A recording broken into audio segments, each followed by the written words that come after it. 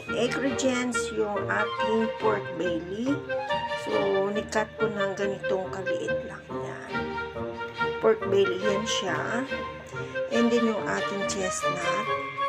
Yung ating binabad na mushroom, dried mushroom na shiitake yung ginamit ko. And then yung ating buong garlic, pero pinapagpag ko lang. So, dalawang klase ng garlic yung gamit ko, yung buo at saka yung na-mince ko siya ng kaunti. And then yung ating sliced ginger. So, optional na yung ating spring onion. Pang-garnish lang yan. Kung ayaw nyo gumamit, okay, just omit this one. So, first, ang gagawin natin is magpapainit tayo ng ating kawali. So, ito yung kawali natin is maglagay lang tayo ng konting oil. Ito yung ating pork belly. So, ipa-fry lang siya natin ng mga light golden brown both side lang siya. So, yun guys, nagiging golden brown na siya, light lang. So, ang gagawin natin dito is patagilid lang natin siya kasi patagilid lang natin. And a little bit of oil pa siya. Fry na, and then papafry natin yung ating buong garlic pala, garlic. Ano lang siya ng amoy-amoy.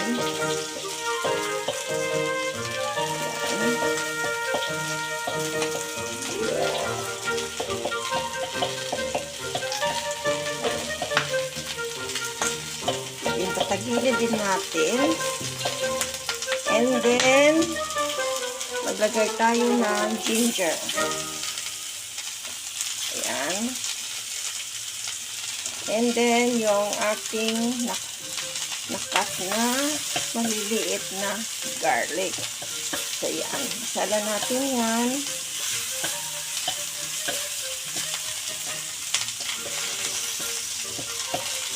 Yan. Pag nangamoy-ngamoy na siya, ilagay natin yung ating binabad na mushroom. So, actually guys, kinuha ko na yung ano niya, yung water niya, tinapon ko na siya. For iba, ang water ng mushroom, yung binabaran ba, hindi nila tinatapon, ginagamit nila. So, depende yan sa inyo guys. So, sa akin, ang maglalagay lang ako dito is yung water na lang. So, ayan, gisa-gisa lang tayo. Gisa-gisa lang natin siya. And now, maglagay tayo ng soy sauce. Tansya-tansya lang to guys. Depende sa panlasa ng amo mo. Huwag mo naman alatin. Kasi yung pork kanina is marinated na yan siya. Maglagay tayo guys ng sugar. Tansya-tansya lang yan din guys. And then, hindi na ako naglagay ng salt, guys, kasi yung pork ko kanina na pinag-fry ko is marinated na yun siya sa salt. So, and then, naglagay na tayo ng soy sauce. So, pag last na lang mamaya, tikman lang siya natin kung tama ba sa, pasok ba sa panlasa ng ating mga amo o sa kakain. So, ayan. And then guys, after natin nalagay, lagyan natin ng water na tama-tama lang. Yan. Tansya-tansya din yan. Yan, pakaluan at pagkulo nito,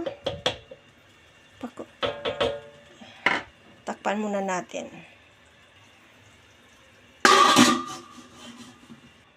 So, yan. High, medium fire. So, pakuluan natin lang yan. After around 5 minutes kulo na yan. Balikan natin. And then, after 5 minutes, ayan, kumulo na siya. And then, ilagay natin yung ating chestnut. Ayan.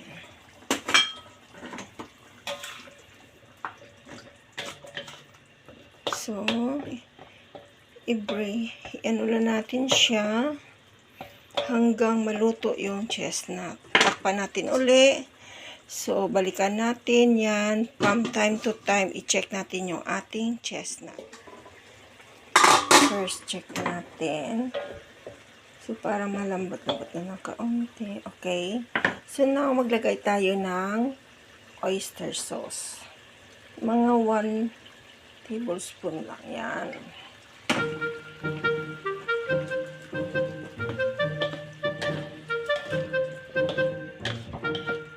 Kasi palambot na yung ating chestnut siya. So, ang gagawin natin is palaputin ngayon natin yung ating sauce dito, yung sabaw niya. Around mga 10 minutes pa napakulot natin. Kasi malambot na yung chestnut. So, pakuntiin na natin yung ating sabaw.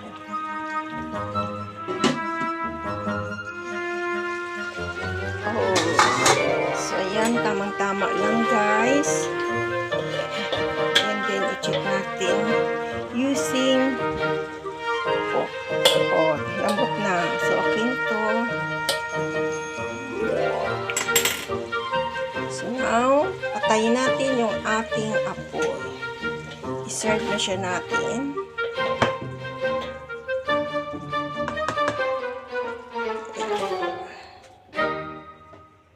Then, garnish lang natin ng spring onion. So, ayan lang, guys.